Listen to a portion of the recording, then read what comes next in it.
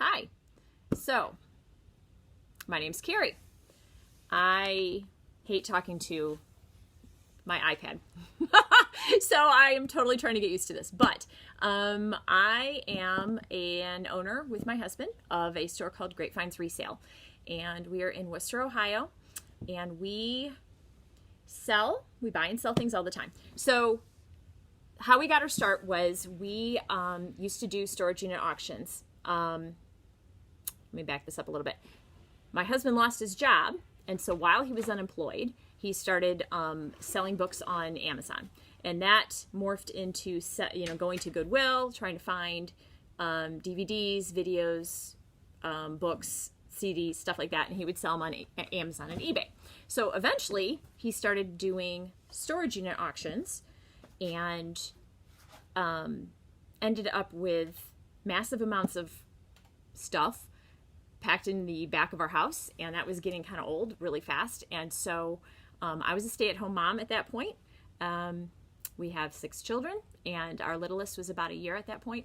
So I told him that he really needed to stop buying storage units, or we needed to have a store.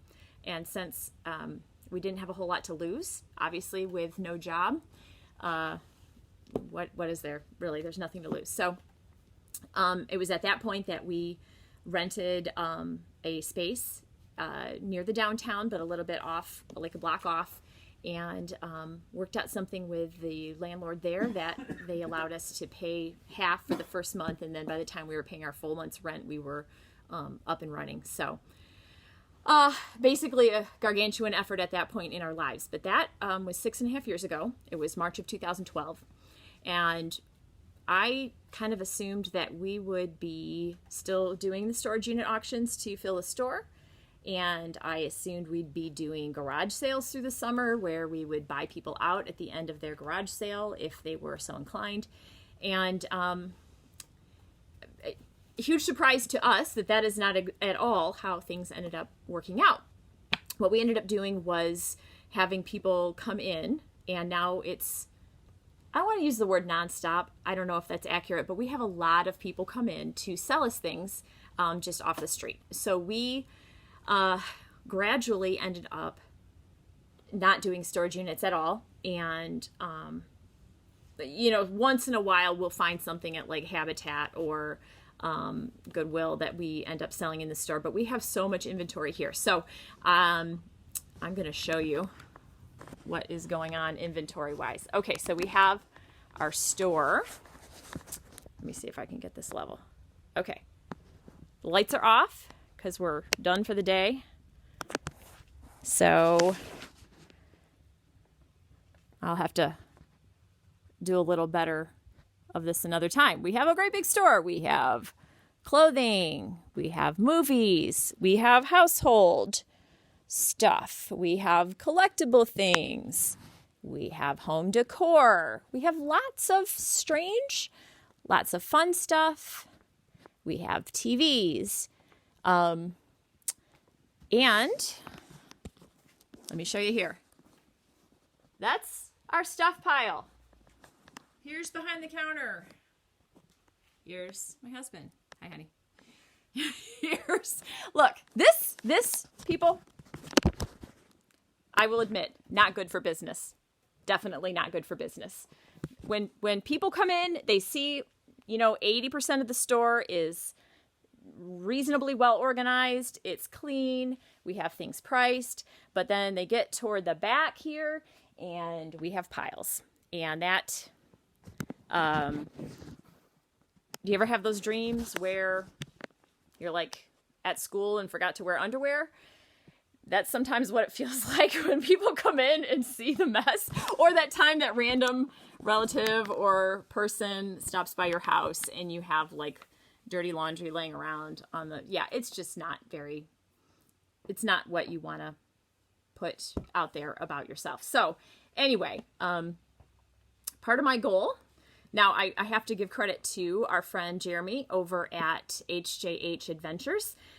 He actually came in a couple days ago, talked to my husband, and when I saw his video, it was from like this angle. He's like right here talking to my husband, and behind him was piles of stuff, and I was just absolutely mortified.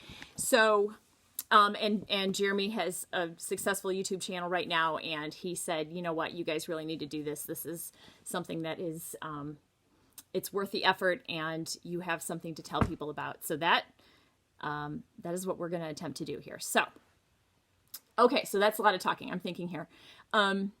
So about 1.5 years, 2 years into our business in 2012, we realized that like the rental situation there, costs were increasing and we needed more space. We started with about 1,700 square feet.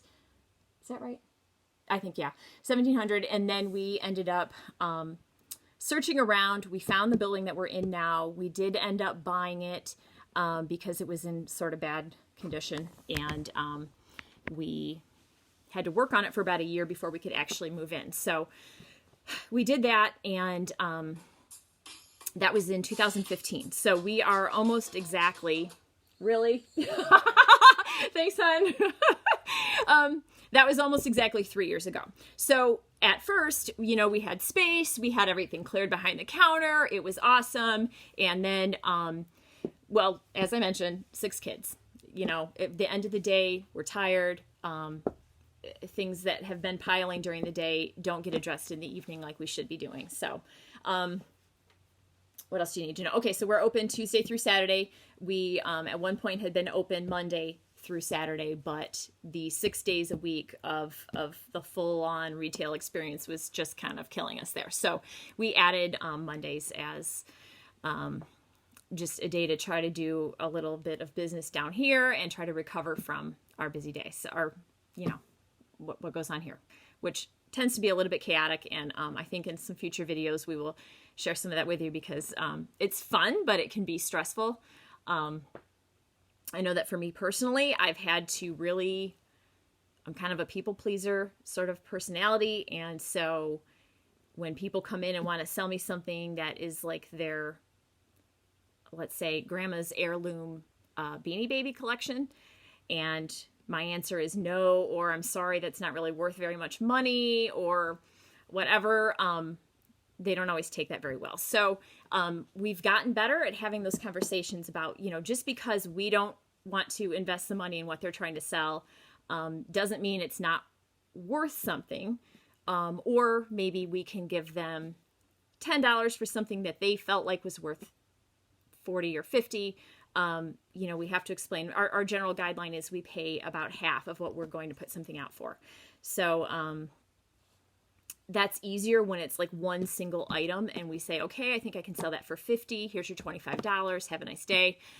It gets harder when we have massive stacks of DVDs or video games or things that are going to be here for quite a while, before we find somebody, or, you know, it might be our 3rd or 4th copy of Black Ops 3 or whatever, where it really is going to be here longer and we can't pay a full half. So we try to be fair.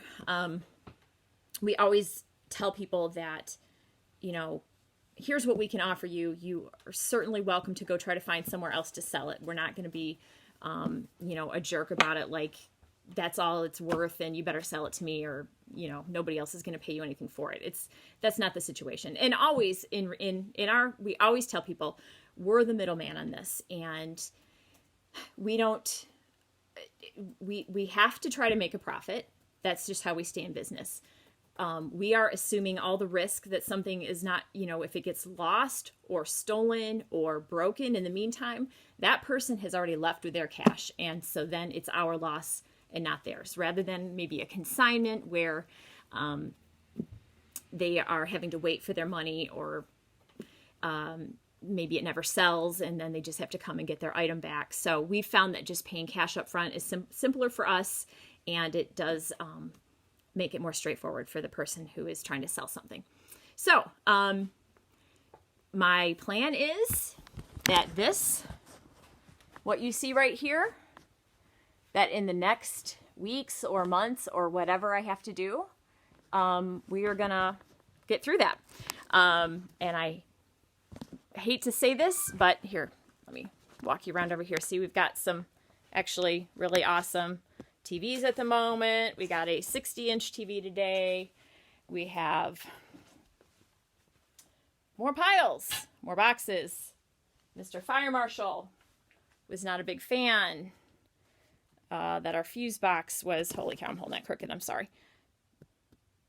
So yeah, this all is supposed to be gone out of this way. We had it gone a couple months ago, but as we buy and try to get through things, and it just doesn't happen as fast as we are trying to make it happen. So, but as I started to say, we also have a back room full of stuff. We have an entire second floor where, here, I'm going to see the extent of this problem. So we like to say our store is a cross between like Cheers and Pawn Stars. Though we're not a pawn shop. We say that every day. Right now, it kind of looks like also an episode of Hoarders going on. So we would like to alleviate that. We have like 2 storage units and a storage building. And yeah, we're 6 years in.